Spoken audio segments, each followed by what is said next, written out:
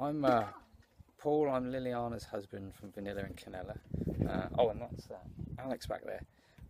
Now, basically, Liliana's asked me to do a piece about the garden here, because basically that's where I'm in charge. I do all the stuff in the garden. So all I'm going to do is I'll take you around and show you all the bits and bobs we've got. You right there? The main ethos we've got here is there's two main aims, and that is as a place for him to play and just enjoy life, and hopefully we achieve that aim. But also part of it is I'm big into nature conservation and wildlife, so we sort of try and create some sort of small sort of wildlife habitats for bugs and encouraging birds and so forth. So we'll take you around and show you some of that. Okay. So I thought I'd start by showing you next door's garden. It's empty at the moment, and it just demonstrates the sort of blank canvas we started off with. As you might know from Liliana's posts, videos, we move every sort of 3 or 4 years, so we often have to leave the place as we left it. So that the main thing that means is our main ethos is doing stuff that we can take with us and that we can reverse easily. So you can't really go creating lots of hard landscaping or putting in lots of expensive plants that you're not going to appreciate because you're going to be moving on in a year or two down the line. So if I just take you around, so here, this is the main area we sort of where Alex's playthings are. So just a nice piece of plain lawn there where he can move around.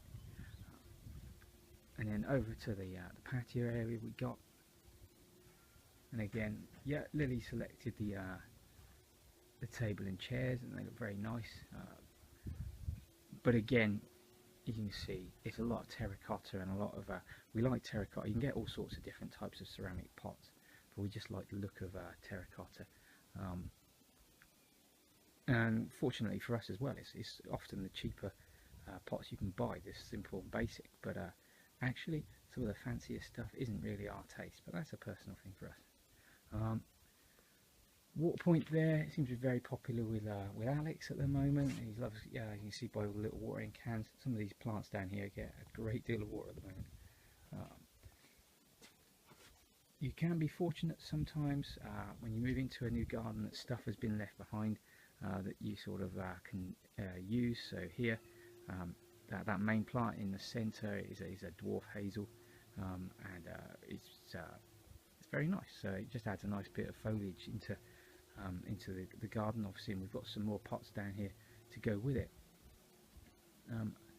And again, down here, this is a main area. Probably the thing we're most our largest planter is this large sort of grey blue one down here.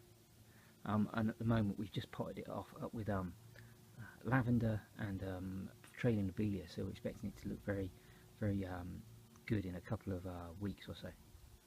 But we've got a whole variety of different types of plants, and as you can see as well, here,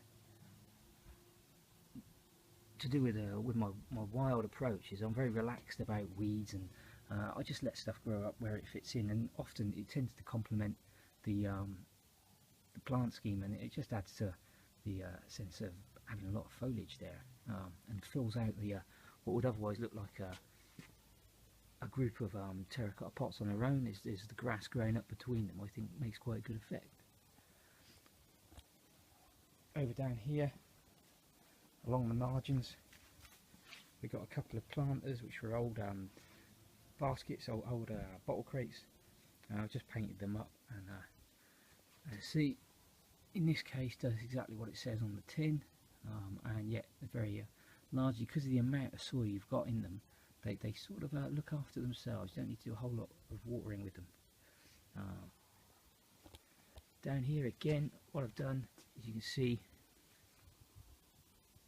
is I've mowed the main part of the lawn quite tightly, but I've left this area in around the pots, which again, it allows sort of wildlife to get in there and enjoy it. And in fact, if I come down in here, move away there. You've got a large ant's nest growing up against the terracotta, which is, some people probably wouldn't want that, but it's just the sort of thing I want to see.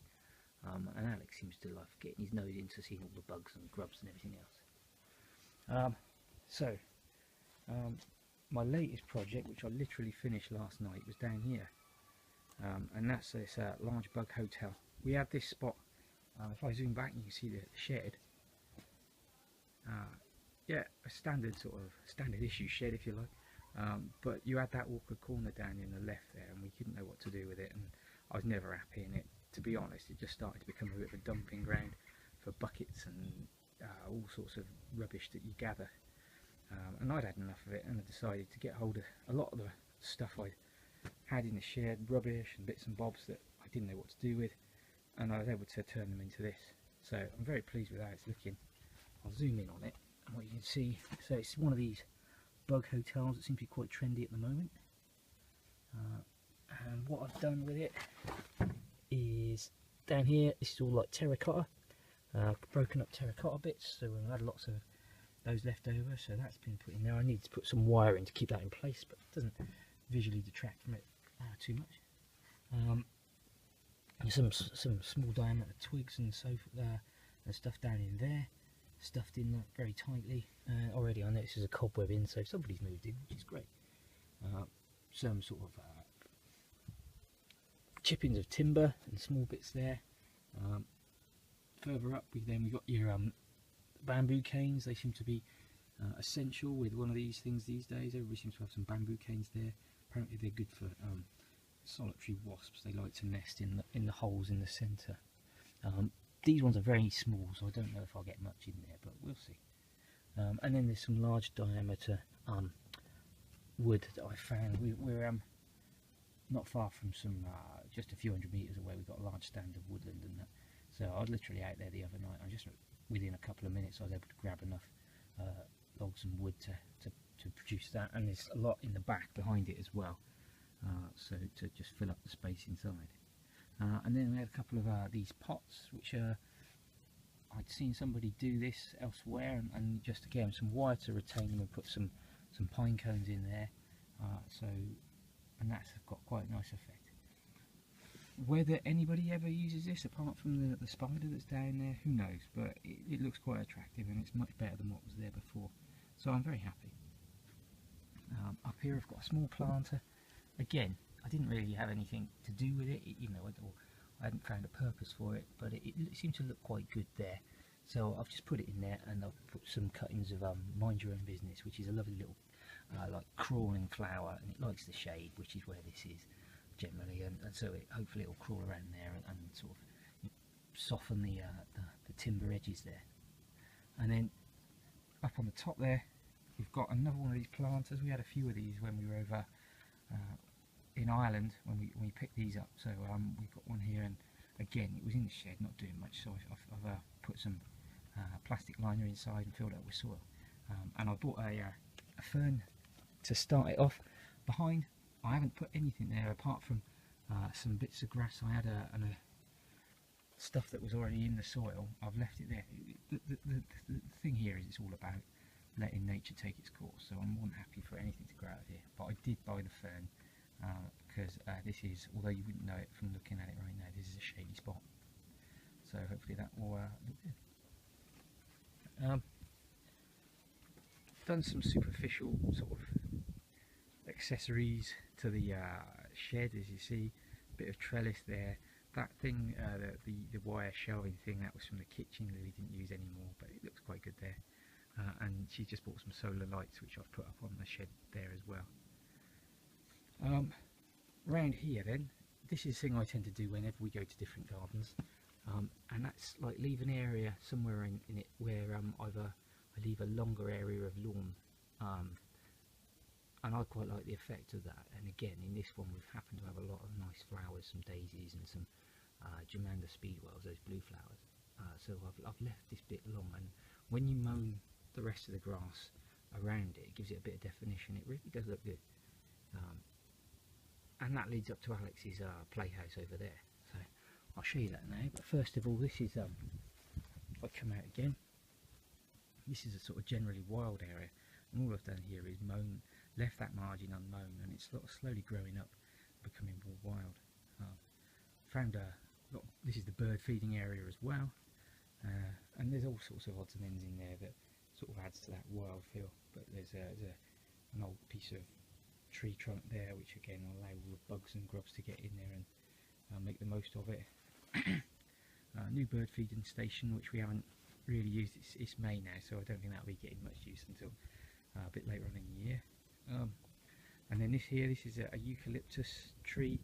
As you can see by the stump there, this was very big. They cut it down last year because it was about to fall, but luckily it's come up in its coppiced, and it's coming new. As you can see, the new shoots are doing well, so we'll see how that gets on.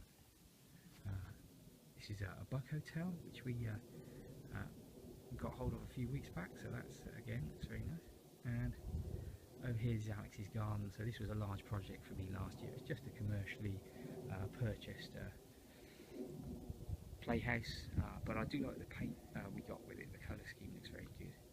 I've added a little flower pot on the left hand side there, and we've got a lot of these candles as well, with these lantern things, so that again that looks quite a nice little effect. But inside, not nearly as tidy. It's just but he loves it. He's always in and out.